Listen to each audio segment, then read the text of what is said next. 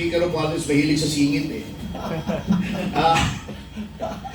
Yung 1 bilyong yan, naalala ko yung claim ni Montulfo na nakaiwan daw ng 1 bilyong piso si Pangulong Duterte sa Malacanang. Alam nyo, hindi naman po inaus si Pangulong Duterte. Peaceful transition of power. Paano ka makakaiwan ng 1 bilyon? Kung Mayo pa lang, alam mo na, matapos na yung term mo eh. Kung meron ba 1 billion granting without conceding, may 1 billion doon, hindi maiuwi mo yun. Ang tagal ng panahon para maiuwi mo 1 billion. Kung siguro, 1,000 piso, 2,000 piso, nakalimutan mo sa drawer, pwede. 1 billion! Alam niyo ba kung gaano karami 1 billion? Yung 1 milyong piso, ganyan, mga ganyan kalaki, di ba? Mga 12 inches, more or less, yung haba. 1,000 ganon ang 1 billion. 1,000 na 1 billion. Nakalimutan mo, hindi mo napansin. Kaya yun ang mga tiradang Boss, 1 minute lang. Ito. 1 minute lang. Alam mo si Montulfo, anak niya sa labas yan si Madriaga. Sige po natin yung 1 minute and then we'll acknowledge Dr. Lloyd. Yes po, 1 minute lang po. Alam mo ba't ako nagagalit? Una, hindi talaga kilala yan sa PSG, VP PSG, sa security detail ng Pangulong Duterte at Vice President Sara Duterte. Ang dami nagte-text sa amin sa Duterte Youth Party List. Sir, sabihin nyo hindi namin kakilala yan. Puro opisyal. Galing PMA at PNP. Sir, hindi namin nakilala yan o kahit kailan. Yung kaisa-isang picture niyan, nakatabi na solo si Vice President, yan yung inauguration ni Ma'am, na 1,000 taga Davao audience ang nagpa-picture sa kanya isa-isa. Yun lang yun. And pangalawa, talagang ang Duterte Youth Party List, nakakuha ng pinakamalaking boto ng ating mga pulis at sundalo, gusto lang ipaabot ng ating mga pulis at sundalo na hindi man lang namin naging kasama yan, kahit private sa Armed Forces, kahit patrolman sa PNP, huwag niyang sabihin na kung ano-anong claims niya sa buhay dahil kalokohan, alam ng lahat ng security agencies ng ating bansa, Mr. Madriaga. Pero alam mo ba kung anong dinala ni Laila de Lima nung dumalaw kay Madriaga? Sa aking nasaba. Alam naman po natin, di ba, judging by the affidavit that it will not stand legal scrutiny, even more perhaps psychiatric assessment, hindi rin magsastand yan. Baka nasiraan for staying under the Lima's wing. So anyway, acknowledge po natin ngayon si Dr. Lorraine Badoy. Dr. Lorraine, are you still there? Yeah, can you hear me? Okay, loud and clear po. Go. As Jimmy Okay, would say, so, Kylo listening to Ronald, to Attorney Topacio, everybody, it's enraging, di ba? Nakakabaliw sa galit. And this is not the first time. It's been the hallmark of the Marcos presidency, yung kabaliwan na ganito, the insanity. Now, because this is an insane president, and we can talk ourselves blue in the face, as I said, no? Yung mga insertions, all of that, all the technicalities, that parang we're talking about yung a Congress that's made of hardened criminals, no? Na inuulit pa, di ba? What this president, his idea of damage control is salita lang, puro salita. And then the most ridiculous things, because if there's anything that's very clear right now, is that Bongbong Marcos did not run to serve. He ran to steal from the Filipino people. Kung kaya ito mga na pinapakinggan natin, nakakagalit, and for the past 3 years, this is what he's been doing to the Filipino people. Diba? And why is that? This is a man in the grip of a powerful substance abuse disorder. If there's anything that's very clear now, is that he's not fit to lead. He has destroyed our economy in under 3 years. And yung the amounts that we're talking about right now are staggering, nakakahina. And we know what that means. What those amounts mean, no? Is that yung mga bahay na wash out, yung mga nalunod na mga kababayan natin, yung mga nagugutom. And this is why we need to speak out, because they're not able to speak out, di ba?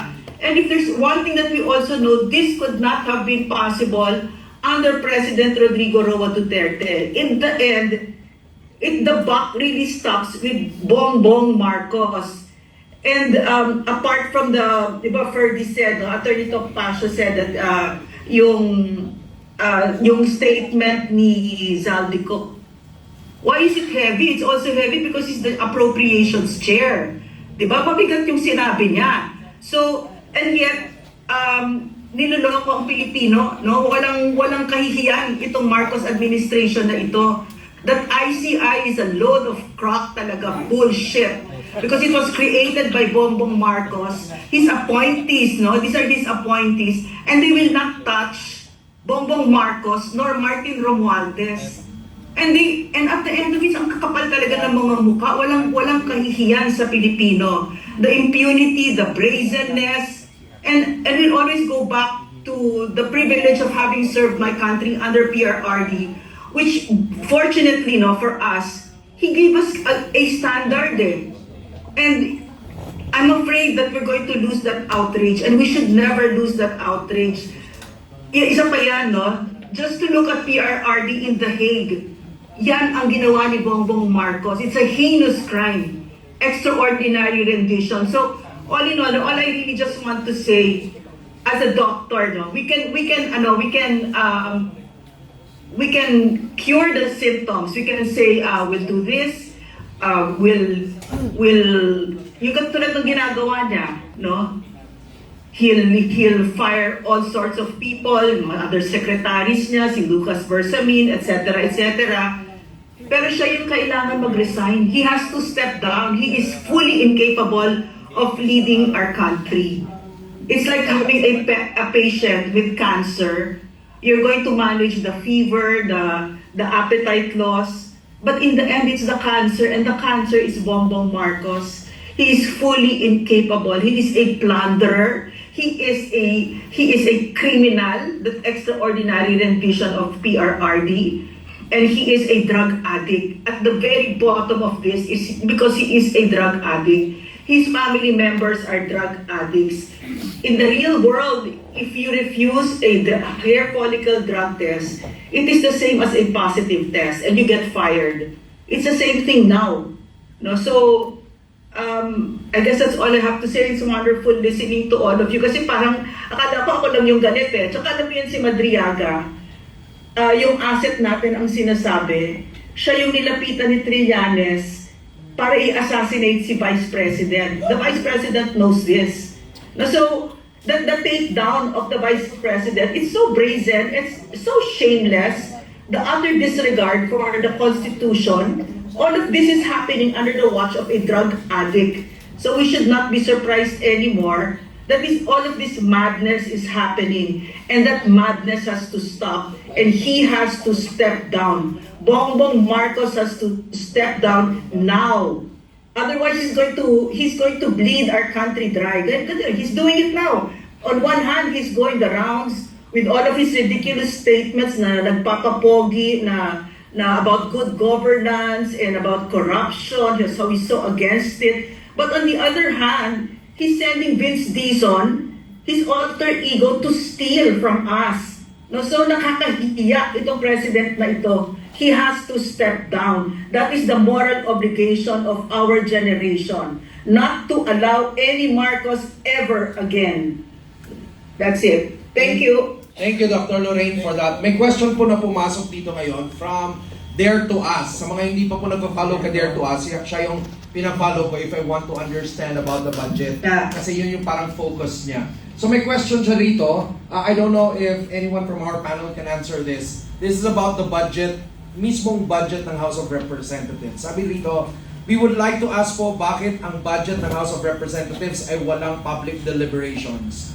No presentation of budget, no scrutinization like other government agencies. We would like to raise the issue of excessive cash balance of the House. According to 224 COA report, may 27.6 billion cash and cash equivalents ang House of Representatives as of December 31, 2024. In 2023, it was 18.657 billion. According to the report, it was earmarked for payment of payables already obligated and due for payment in the ensuing years. Pero po, ang total liabilities of the same COA report in 2024 is 481 million pesos only. Bakit po ang daming cash ng House? For what purpose? Yearly, there is also a realignment of funds from personal services and capital outlay to MOOEs. And on top of that, 17.324 billion pa silang net to GAA increase in 2025 and 10.5 billion increase in FY 2026 budget. Bakit ang dami nilang cash at bakit patuloy ang increase ng kanilang budget na walang public budget deliberations, no scrutinization, no questions? I consider this a hypocrisy on the part of the House scrutinizing other agencies pero ang budget nila hindi nangyayari sa budget nila. Anyone can answer. Actually, ganito yan, ano? The fundamental question there is, bakit walang deliberation? Simple. Ayaw nilang ipaalam sa akin. Case in point, the 2025 GAA was unconstitutionally certified as urgent. Can you imagine? Budget urgent. Anong ibig sabihin kung bakit may GAA deliberations? Kasi nga, ang legislature, ang guardian of the public purse, of the national treasury. Kaya dapat yan, binubusisi lahat. Tama yung sinabi ni Chairman Cardema. Binubusisi yan. Bakit ganito? Bakit ganon? Ito bang agency na to? Nagamit mo ba yung binigay namin sa'yo? Hindi mo pala nagamit? Bakit ka namin bibigyan ulit? Etong binigay namin sa'yo, bakit dito mo ginamit sa ibang purpose? Dapat makastigo ka, etc. Can you imagine that 2025 GAA was certified as urgent? What does certification of urgency mean? It means that you dispense with the reading, the first, second, and third readings on 3 separate days. Meaning to say, isang araw lang, pwede mo nang i-approve yung pending legislation. Anong purpose ng certification of urgency? Nagkakagulo. Di ba? Magdideclare ka ng national emergency by law. Urgent yun. Lumindol. Nagkaroon ng the big one. Huwag naman. Kailangan ito sa itong supplemental budget in one day. Ang dami na tabunan, ang dami nagugutom, walang tubig, walang kuryente. One day. Pero budget, urgent.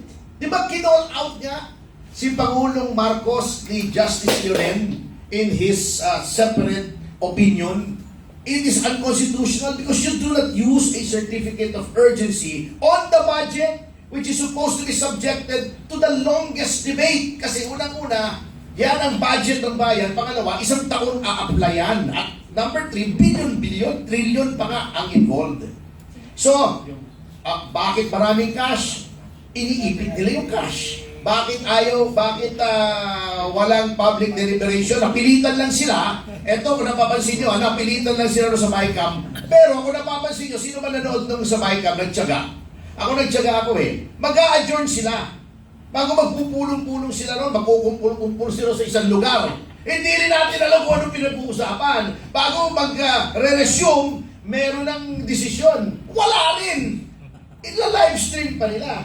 Walang iniwan yun doon sa ICI Merong guidelines for live streaming, pero umpisa nung na-create yung ICI noong September, itong taong ito, ilan ang ni-live stream na hearing? Isa! Exactly one hearing. Opo. Yun ang nangyari sa ICI. Pinaglolo ko tayo. Public daw, live stream, pero recess, private consultation doon sa bandang likod, kitang-kita naman nawawala sila nandun yung screen, hindi nawawala yung live feed, pero walang laman itong mga mesa, nandun sila sa likod. Then pagbalik nila, ayos na. Mayroon ng usapan, anong klase yun? How the decision has arrived at hindi rin natin alam. So, ginagago lang po tayo. Kunwari transparent. No, kunyari, ay nako. Parang ICI na lahat, kunyari lang, puro dapat talaga ang palitan na yung, di ba meron silang parang steam, yung may bagong buha, di ba? Dapat palitan na yun yung kanta ni Ano ipapalit mo? Yung kay, sino to? Si Anthony Castello? Balat kayo pala ang Balat kayo. Sir Cardena, you wanna add to this? Balat partner.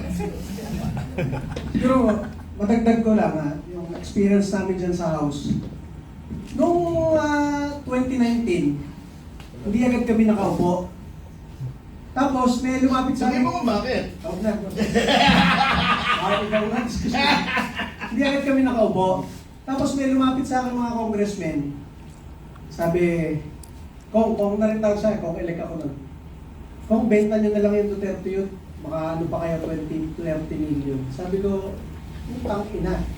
Hindi kami nakikipag-away para sa pera. Wala nga kami pakialam dyan sa budget sa Kongreso eh. Gusto lang namin makipagdebate, magsalita, makipag-away sa mga makakaliwang grupo sa bansa. So yan ang nangyari. Pag-upo namin sa Kongreso, Vice Chair kami ng National Defense, yun ang tinututukan namin.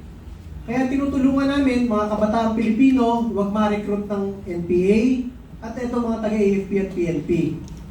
Tapos ang House Bill ng Duterte Youth Party List ng unang term namin, yung pagbabalik ng Anti-Subversion Law, Anti-CPP-NPA Act, na kapag ikaw nagtatransact, nangungulekta ng revolutionary taxes and everything, lahat kayo, o ikaw politiko na nagbibigay ng pera sa mga makakaliwang grupo sa NPA, kasali ka rin. Mga ganyan.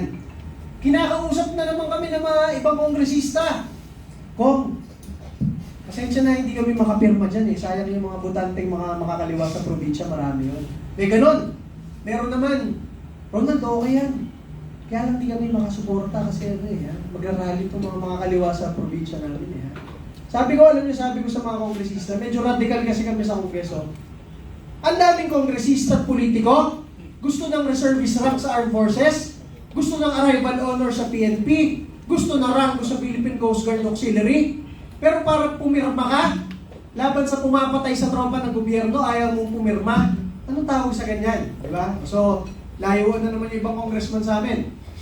Nung second term namin, under Marcos administration, eto na. Kami lang ang nag-file ng pagbabalik ng death penalty by firing squad para sa lahat ng taga-gobyerno na kasali sa plunder, kasali sa mga ghost projects. Wala man lang pumirma kahit isa. Tapos hindi kami kinakausap. Tapos eto na, pagdating ng 2024, ang dami nga sinasabi ko sa inyo, bagong Pilipinas Servisyo Fair. Nasabi ni Mayor Magalong, pag umattend ka, meron kang 777, 21 million para sa isang attendance. Sa 31 na invitation sa amin dyan, ang inyong Duterte Youth Party List, hindi namin kayang umattend. Masabi ko sa inyo, ang daming umattend, 200 plus, hindi namin kaya umattend. Tuwing magpapadala ng invitation ng Office of the Speaker, pino-forward ko kay Congressman Pulong Duterte at kay Vice President Sara Duterte. Sabi ko, ma'am, hindi kami attend sa ganito ha. Minsan nag-invite sa Davao pa. Davao City pa mismo. Sabi ko, ma'am, sorry, hindi kami attend kahit Davao City to. Alam ko namang sa kabilang side to. So ganyan na nangyayari. Kahit nung mismong Quadcom hearing ni Pangulong Rodrigo Duterte, 14 hours mula 10 a.m. hanggang 12 midnight, Duterte Youth Party List. Hindi namin kayang hindi ipagtanggol si Pangulong Duterte. Kahit sinasabihan kami ng mga kongresista doon, pare, huwag kayong magsasalita dito ha. Naka-register na kaming magsasalita. Tinanggal pa kami sa listahan. Nilapitan ko lang yung Quadcom. Sabi ko, pinagsalitaan niyo yung tatlong mga bayan? Kami hindi, magwawala ako dito. Wala akong pakialam. Sinabi kong ganon. Kaya nung 11 p.m. nakapagsalita kami 1 hour before mag-adjourn. Kasi galit nga ako dito sa mga makakaliwa eh. Bakit ang daming privileges ng mga makakaliwa doon? Tapos kami, gusto lang namin magsalita, ipagtanggol. Si Rodrigo Duterte na nakasalang sa Kongreso, ayaw kaming pagsalitain. Wala ba kaming karapatan bilang kinatawan ng taong bayan? Napakaraming Pilipino. Wala man lang boses sa Kongreso. Walang man lang magtanggol kay Pangulong Rodrigo Duterte. Kaya sabi ko, magwawala ako dito pag hindi nyo pinagsalita Duterte yun. So ganyan ang aming status sa House. Hindi kami nakikialam dyan sa mga kaperahan sa House. Medyo outsider kami. Hindi kami umaten sa bigayan ng kahit ano dyan. Kahit sabihin na, Kong, meron nga lumapit sa akin, Kong, nakaano na ako. 300 million na. Meron isa, naka 600 million, nakaka-attend lang. Duterte Youth Party List ninyo, masabi ko sa inyo, kahit piso, wala. At masabi ko sa inyo, Eto sa Pilipinas, sa Pilipinas. Pupunta ako sa barangay. Pupunta ako sa isang bayan. Pupunta ako sa isang probinsya. Tapos ang sasabihin ng mga politikong kausap ko, pare, mag-e-eleksyon na dito, 500, 1,000 ang bayad sa kada botante. Kailangan nyo yan para manalo. Tangin na ako, iinom na naman ako ng Losartan. Yung Losartan sa high blood yun. Sabi ko, ina. Bakit ganito yung mga sinasabi sa akin ng mga barangay chairman, mayor, gobernador na pinupuntahan namin? Dito na lang daw mag-invest sa probinsya nila. Akala ko pag sinabi mag-invest, magdala ng mga foreigner o mga negosyante para mag-invest ng negosyo. Ibig sabihin pala, mag-invest yung party list nyo dito na kayo bumili ng boto. Putang ina.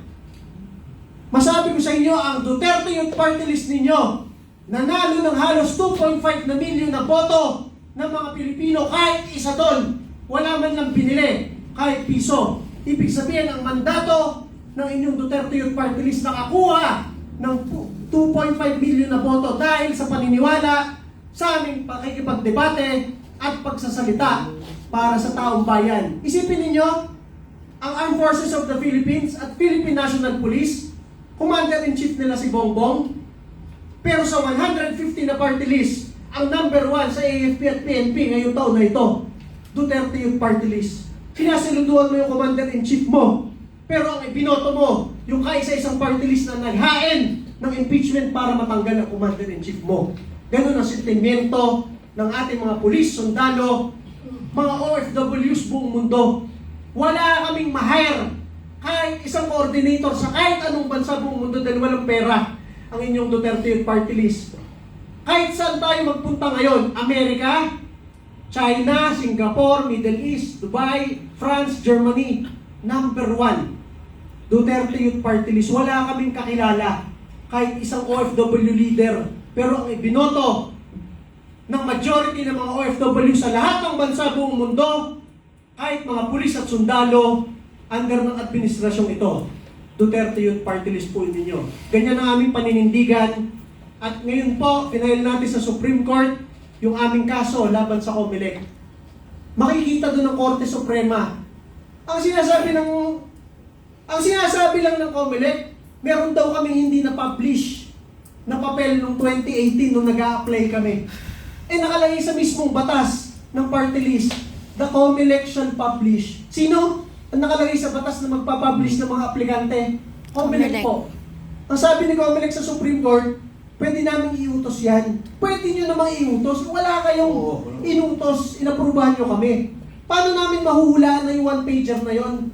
Kailangan. Lastly na lang masabi ko sa inyo, sa dami-dami ng party list dyan na bumibili ng boto, sa dami-dami ng party list dyan na nangungurakot, kahit mga kongresista, may kaso ngayon, may alam ng taong bayan, nangungurakot kasama sa mga bilyong-bilyong kalokohan ngayon. May kaso ba sila? Wala. Ang tinanggal yung kaisa-isang party list na nakakuha ng 3 seats sa Kongreso, binoto ng 2.5 milyon na Pilipino, kaisa-isang nagbabalik ng death penalty para sa kurakot sa bansa. Tayo ang pinagtulungan, tayo ang tinanggalan ng budget, tayo ang tinanggalan ng seat sa Kongreso. Pero masabi ko sa inyo, kahit wala tayo sa Kongreso ngayon, kahit sa barangay ng Pilipinas tayo magpunta ngayon, sinasabi ng taong bayan, Sir, Duterte Youth Party List po kami, binoto po namin kayo. Hindi tayo yung kahit saan ka magpunta, yan yung mga nangurakot ng bilyong-bilyong malita. Hindi tayo ganon.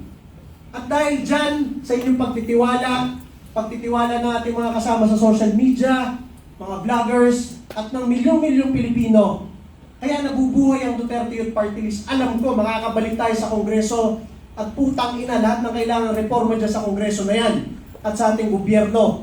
Lalo na pag naging Pangulo si Sara Duterte, tayo ang magbabago ng Pilipinas. Talagang love.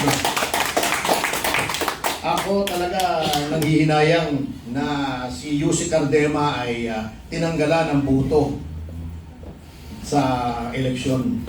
Sayang na sayang. Kailangan natin yan. I'd just like to go back to the question. I really believe the question is very valid, and I think it really opens a lot of scrutiny dapat dito sa budget mismo ng House. Pero kasi ang manner kasi po by which it's being done, meron po kasi tayong tinatawag na parang House Committee on Accounts, no? So sila po talaga yung bumabalangkas ng mismong budget, including the salaries of staff, MOOE, and many other expenditures, no? Problema lang, wala po talagang layer ng scrutiny dito dahil pagkagawa po ng House Committee on Accounts, diretso kaagad siya sa plenary, diretso kaagad for approval. So I think maganda po na tignan natin, no? I really feel that the question of the is really valid. Tignan natin kung paano ba talaga ginagawa yung kanilang budget. And I think umiiral po kasi dito yung parang long-held tradition sa Congress, no? Merong parang parliamentary courtesy na tinatawag na hindi na talaga tinitingnan. Which I believe in this case dapat, kasi kung sila binabalangkas silang maigi yung mga programa na pinopondohan ng pamahalaan at the national level, bakit hindi natin titignan kung paano sila nagkakaroon ng pondo? I think this is really valid. May follow Yata yung Rob, ano? Si Terry Ridon, yung accounts, di ba? Siya ang chairman. Kilala niyo si Terry Ridon, di ba? Yung may bombolya sa pisngi. Okay ba yan? Okay, sige po. Oo.